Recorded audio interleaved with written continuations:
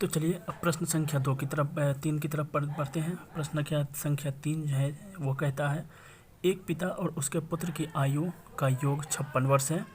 4 वर्ष बाद पिता की आयु उसके पुत्र की आयु की 3 गुनी हो जाएगी, तो उनकी आयु क्रमशः है। कहने का अर्थ है कि उनकी वर्तमान आयु क्या है। ठीक है, तो चलिए इसको पास्ट, प्रेजेंट और फ्यूचर, ठीक है, तीनों प्रकार के समय में जो है इसका एज पूछता है।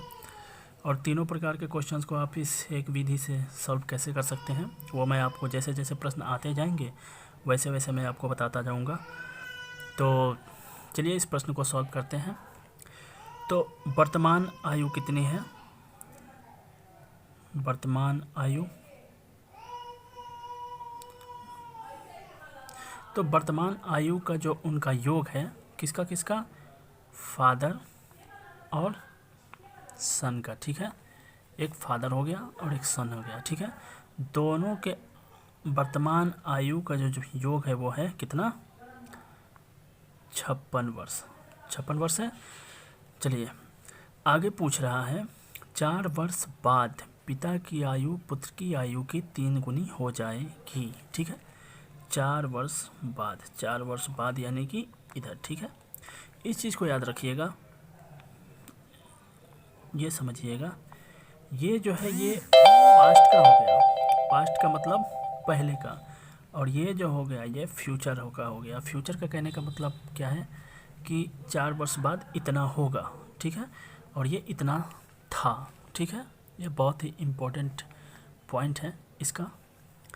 ओके, तो क्या बोल रहे हैं, इनके उम्र का जो है अनुपात है 3:1। ठीक है, अगर कहने का अर्थ ये है कि अगर पुत्र का उम्र 1 है तो पिता का उम्र जो है 3 है, उसका 3 गुना। ठीक है, ये रेशियो है। ये 3 गुना कहने का मतलब ये नहीं हुआ कि इसका उम्र जो है अगर 40 साल हो तो उसका एक उम्र जो है 120 साल हो जाए, ऐसा कुछ नहीं है। ये अनुपातिक अंतर है, ये अनुपात समय समय पे बदलता रहता है। और आगे इस प्रकार के क्वेश्चंस और भी आएंगे, वो मैं आपको बताता रहूँगा। तो चलिए आगे क्या पूछ रहा है। ठीक है, 4 वर्ष बाद इतना हो जाएगा, 3:4। ठीक है, तो अब एक बात यहाँ पे समझिए, ये तो वर्तमान आयु का योग है। ठीक है, ये जो 56 वर्ष दिया हुआ है ये वर्तमान आयु का योग है। तो अगर हम 4 वर्ष बाद की बात करें, 4 वर्ष बाद की अगर बात करें तो जाहिर सी बात है 4 वर्ष बाद की अगर हम बात करेंगे तो जो फादर है वो और 4 साल उसकी उम्र ज़्यादा हो जाएगी, और जो सन है उसकी उम्र भी 4 साल ज़्यादा हो जाएगी, है कि नहीं?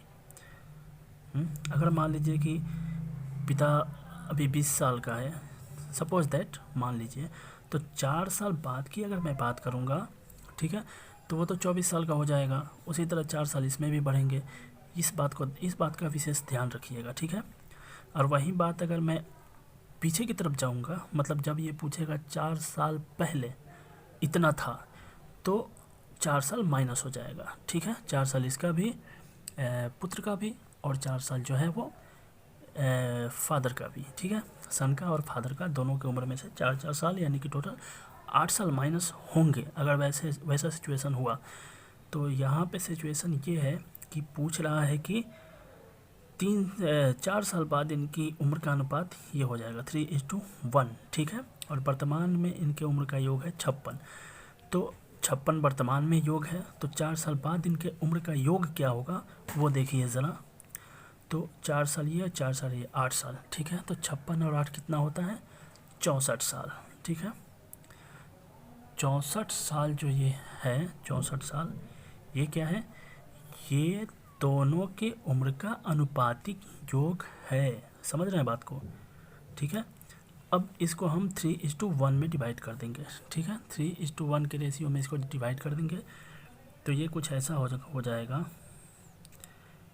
रेशियो डिवाइड करना तो आपको आता ही होगा, 3 और 1 ये 4 हो जाएगा।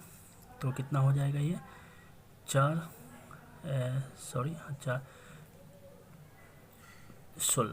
ठीक है, 16 से ये डिवाइड हो जाएगा, यानी कि 1 का वैल्यू जो है वो 16 आया, तो इसका वैल्यू कितना आएगा 48। आई बात समझ में आपको? ये 4 साल पहले का है, इस बात को हमेशा ध्यान रखिएगा। यानी कि 4 साल बाद जो है उसका उम्र 48 साल होगा पुत्र फादर का, और बेटे का उम्र जो होगा वो 16 साल होगा। तो अब हमसे क्या पूछ रहा है कि उनकी आयु क्रमशः है, यानी कि वर्तमान की आयु पूछ रहा है। तो वर्तमान में पीछे चले आइए 4 साल, ठीक है, वर्तमान में यहाँ आना पड़ेगा ना, यानी कि 4 साल का सफ़र तय करके हमें पीछे आना पड़ेगा। समझ रहे हैं बात को? तो 4 साल माइनस करेंगे तो कितना हो जाएगा, फादर का उम्र हो जाएगा 42, और सन का उम्र कितना हो जाएगा, 4 साल पीछे आएंगे तो 12 साल।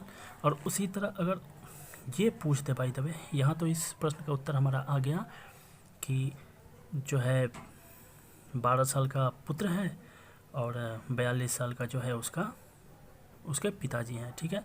अगर भाई तबे ये पूछ दे कि 4 साल पहले कितने वर्ष के थे, ठीक है, तो 4 साल इसमें से माइनस कर दीजिएगा, तो ये हो जाएगा कितना आपका, 12 में से कितना जाएगा 38 साल के ये हो जाएंगे, ठीक है, और ये हो जाएगा आपका 8 साल का, ठीक है।